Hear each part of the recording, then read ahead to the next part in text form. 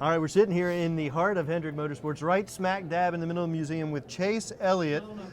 Thanks for stopping by. I appreciate your time. Now, your nickname is Chase, right? It is. My real name is William, so basically just like my dad, but figured might ought to switch it up. So But we could call you name. Just As Awesome Bill. But that'd be lying. Though. Awesome Junior. So, maybe. You were born before the chase for the Sprint Cup. Have you ever sort of talked to NASCAR about stealing your nickname? I mean, that can't be. That's not right.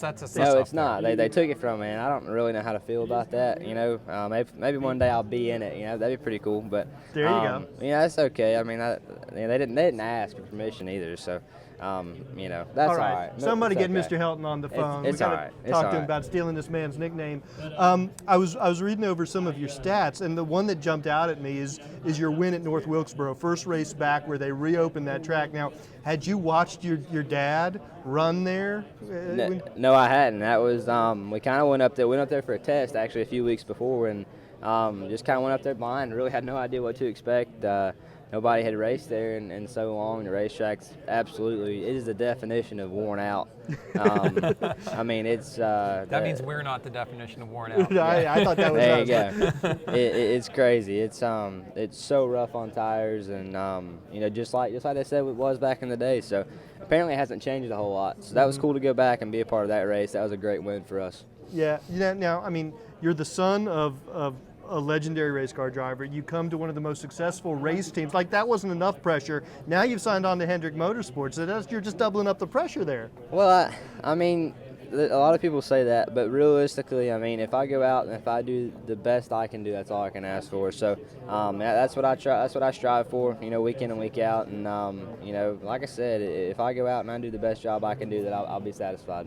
So what are your goals for this season, Chase? I want to just consistently run. I think if I can consistently run well inside the top 10, the top 5 at each of our races, whether it may be late model races, K&N, ARCA races. I know you're going to have your struggles and you're going to have races where you're not on your game or this and that, or might just have a bad weekend. But if we can consistently run inside the top 10, hopefully inside the top 5, and just continue to progress all season. I want to continue to get better all season long. No matter if we start out and you know, if we win the first race, I want to get better from that point forward and continue to do that all season long, and you just make a smooth progression all season. But think about your relationship with your dad, and you think about racing in particular. Is there one thing that you'd say above all others that you learned from your dad about racing?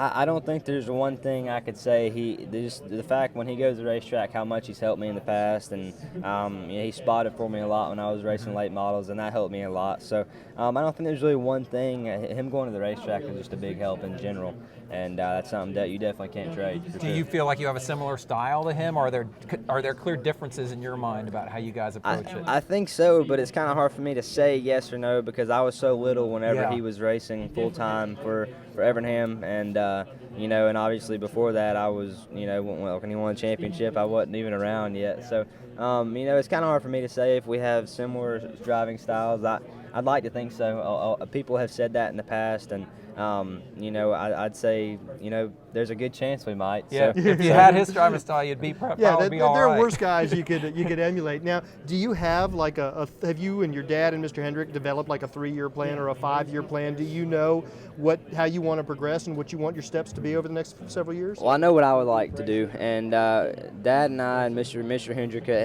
we've sat down and talked about it some.